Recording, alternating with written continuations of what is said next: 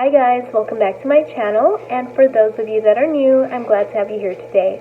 A lot of you have been asking me questions about my personal life, and that's actually kind of nice. Not many people know a lot about my personal life, and I don't really share it, but you know what? I decided today I wanted to share a little bit about myself, just so that you'd get to know something about me other than the fact that I do teach all the time and I love to go shopping at Target and the Dollar Tree.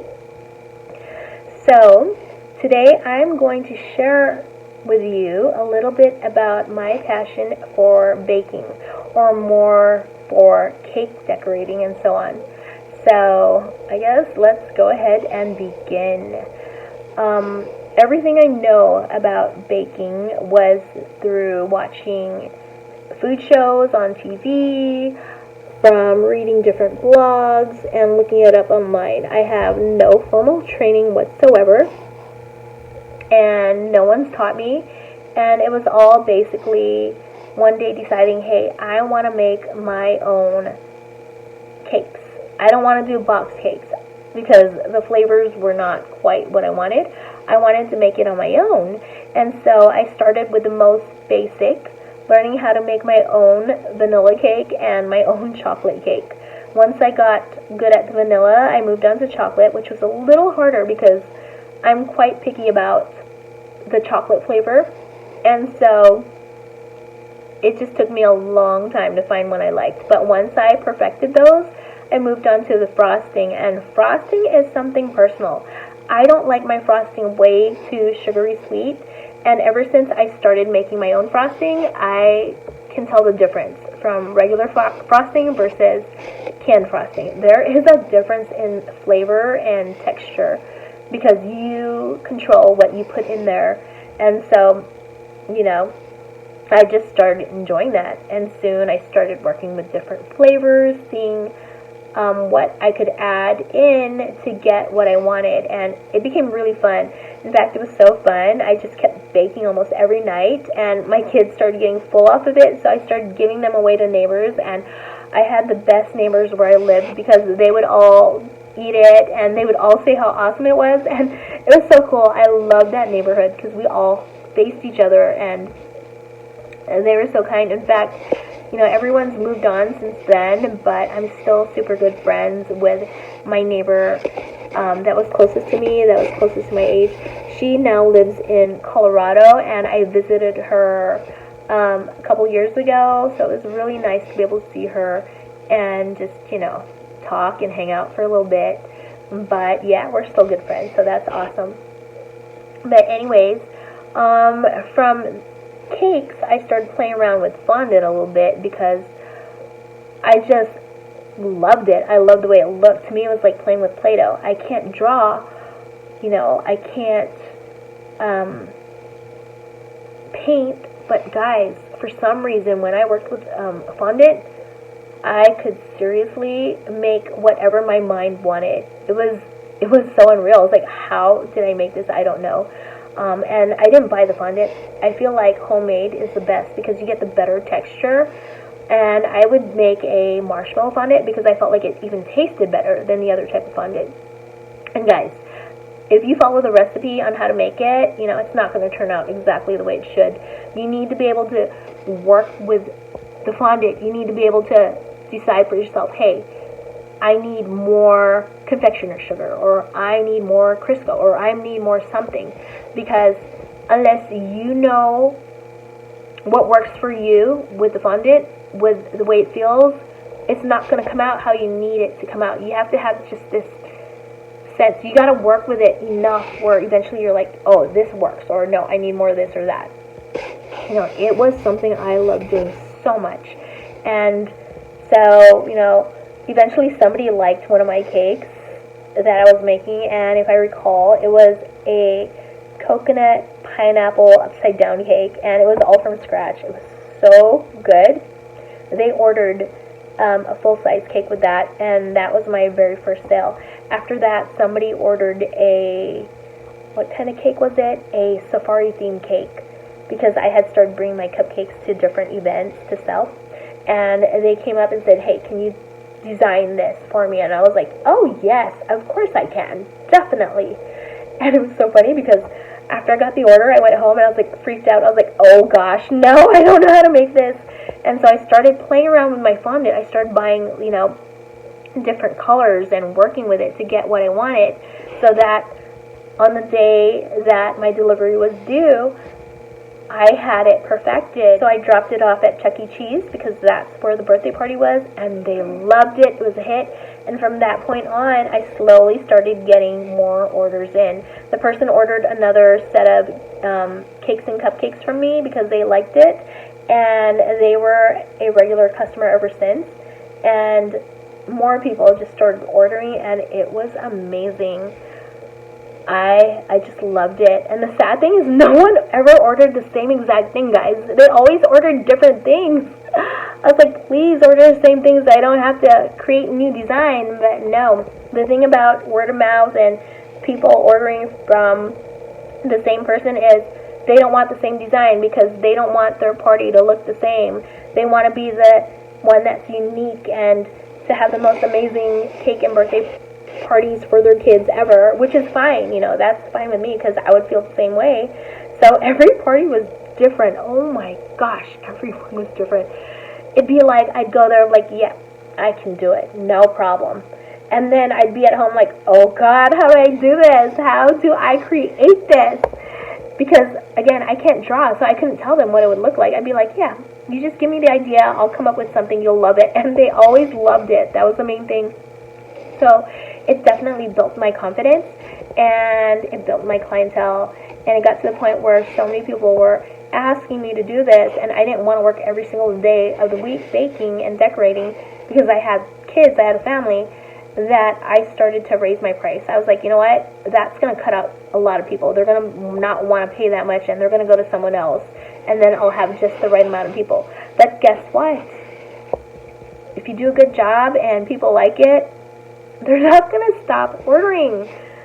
So I started raising the minimum amount of items that had to be placed in the order. I was like, I'm not going to work for, I didn't say to them I'm not going to work for this amount, but I said their orders had to be at least this amount. And I'm talking triple figures. I was not doing double figures anymore at that point. So, it was like 100 and up. Your orders have to be at least that much.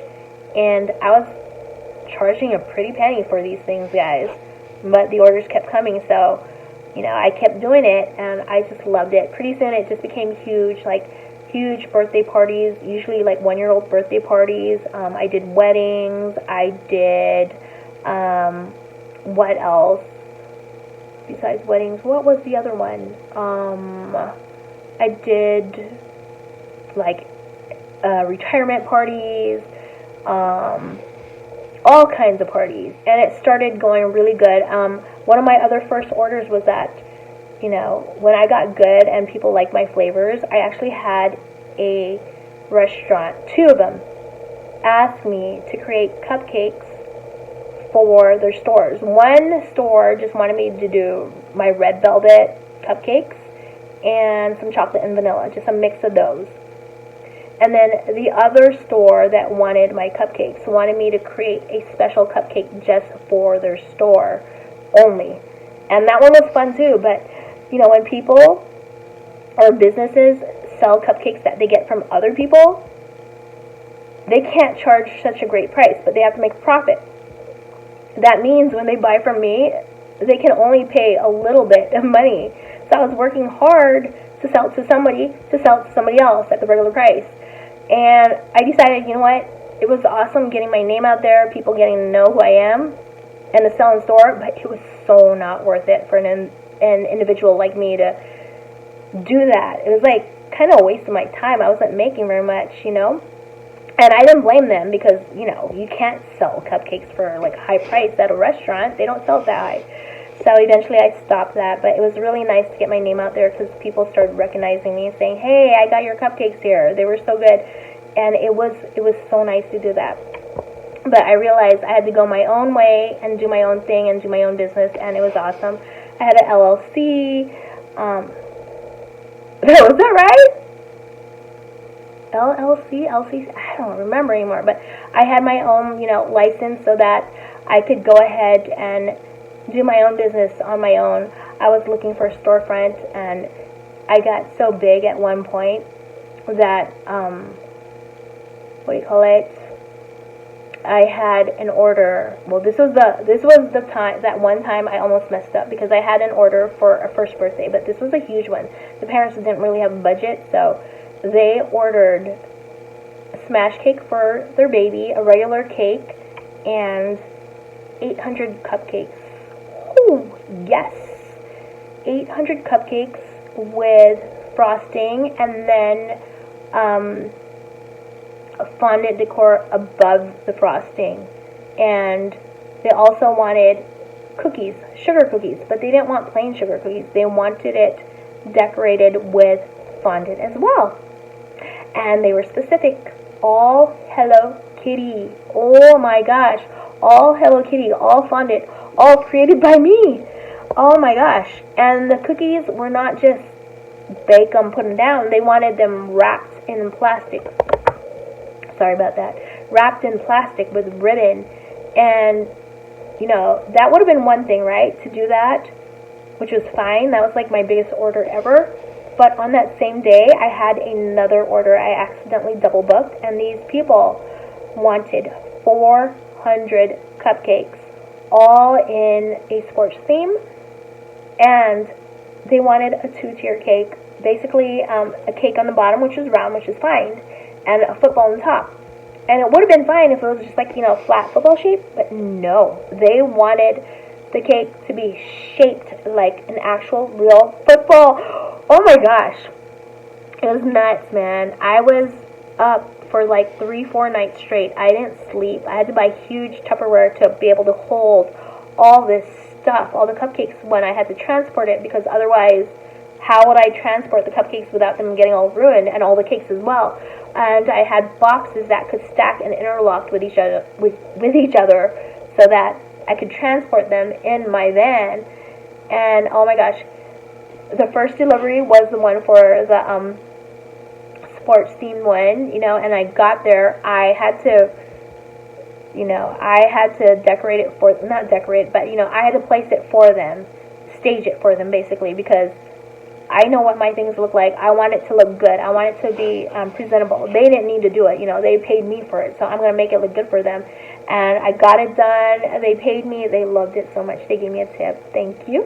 So that was done. But my day was not over. I had to go back home and make sure I finished off everything I needed to finish.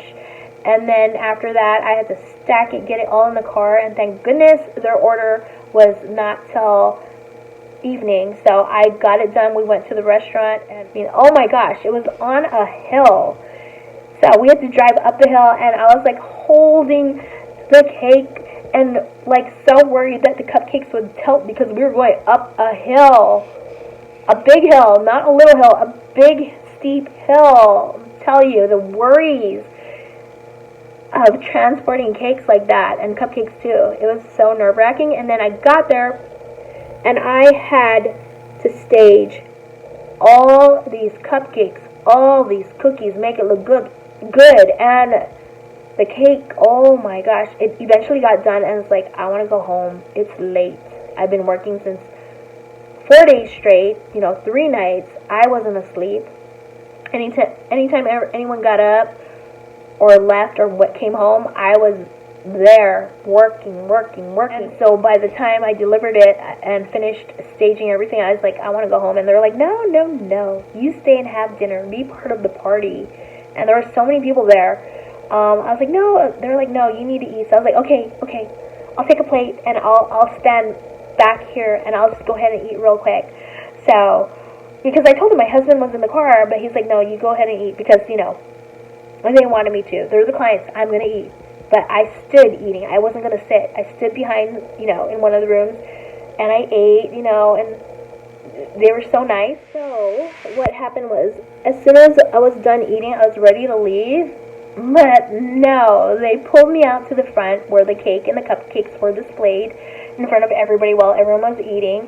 And then they had everyone be quiet, and they made this huge announcement. They introduced me saying I did this and all of that stuff, and it was really, really nice, but all I could think about was, I want to go home. I'm tired. I want to sleep. I've been up all night for how many nights? I just need to sleep. And so it was beautiful because I ended up getting a lot more clients. They wanted me to make their cakes or cupcakes or whatever. They saw what I could do and they loved it, and so I was really happy. And thank goodness I had business cards at that point. They were homemade ones, but they were there, and yeah, I got a lot of clients that way, and I so loved it. But that was the biggest scare I had, the one where I almost had my biggest mistake. But guys, when you make a promise to someone that you're going to do something for them, especially on such an important day, you can't let them down. I couldn't let these people down. I had to get it done, so I did.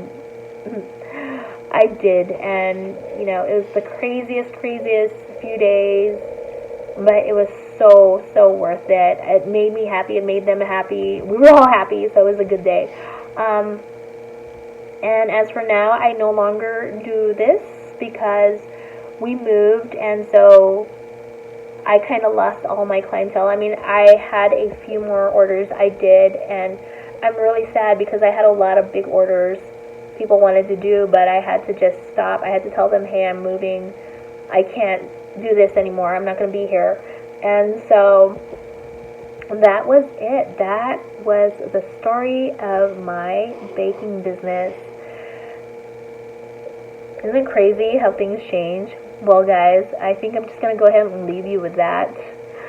I hope you enjoyed this story time with me. I hope you enjoyed learning a little bit more about me other than the teacher side of me. I hope you liked it.